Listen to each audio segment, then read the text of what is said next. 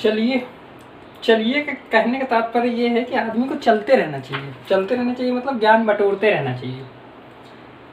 रुका हुआ पानी में काई लग जाता है, फिर आदमी तो आदमी है।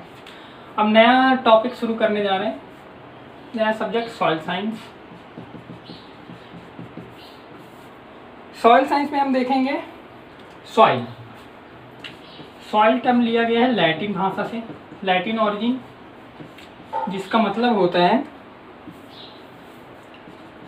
टर्म है सोलम। लैटिन भाषा के सोलम शब्द से लिया गया है, जिसका मतलब है फ्लोर। फ्लोर इसका मीनिंग होता है। ओके, अब सॉइल का देखा जाए तो ह्यूमन बॉडी क्या बना है, ह्यूमन बॉडी किससे मिलकर बना है? फ्लैश, मांस एंड स्केलेटन। स्केलेटन से मिलकर बना है ना। तो सॉइल भी फ्लैश, मांस एंड स्केलेटन से ही मिलकर बना होता है। फ्लैश कहा जाता है क्ले को, क्ले को सॉइल का फ्लैश कहा जाता है, मांस। और स्केलेटन कहा जाता है सैंड एंड सिल्ट को। सैंड एंड सिल्ट को स्केलेटन कहा जाता है सॉइल का। जो क्ले पार्ट होता है, इसमें निगेटिव चार्ज होता है, निगेटिव चार्ज, ऋणात्मक। अगर 15 centimetre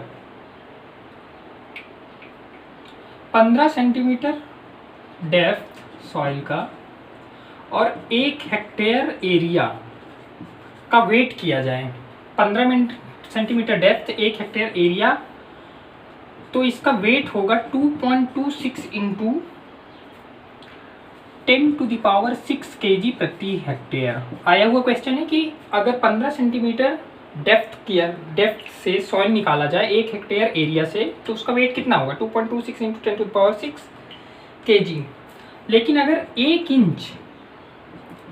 inch soil 1 hectare area का वेट किया जाए, तब 150 टन प्रति हेक्टेयर। यहाँ पे दो क्वेश्चन, 15 सेंटीमीटर डेप्थ और यहाँ पे 1 इंच डेप्थ। ओके, अब इसके दो ब्रांचेस हैं, पैडोलॉजी, एडाफोलॉजी। स्टूडेंट्स यहीं पे कंफ्यूज होते हैं। पैडोलॉजी मतलब science which deals with the origin of soil, and edaphology is the branch of soil science which deals with the relation between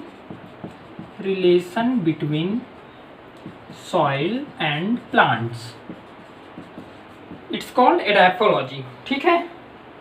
अगर देखा जाए सॉइल में सबसे ज़्यादा क्या पाया जाता है, सॉइल में सबसे ज़्यादा क्या पाया जाता है, मतलब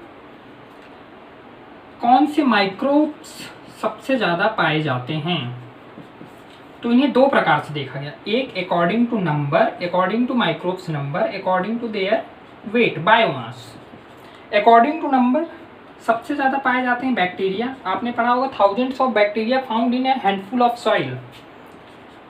बैक्टीरिया सबसे ज़्यादा, उसके बाद actinomycetes and fungi. According to number, according to biomass, weight के आधार पे देखा जाए तो सबसे ज़्यादा पाया जाता है फंगी, साइज इनका ज़्यादा होता है। फिर actinomycetes mean just opposite, last में बैक्टीरिया। बैक्टीरिया का बायोमास बहुत कम होता है भाई, अल्ट्रा माइक्रोस्कोपिक। ओके, यहाँ तक हमने देख लिया।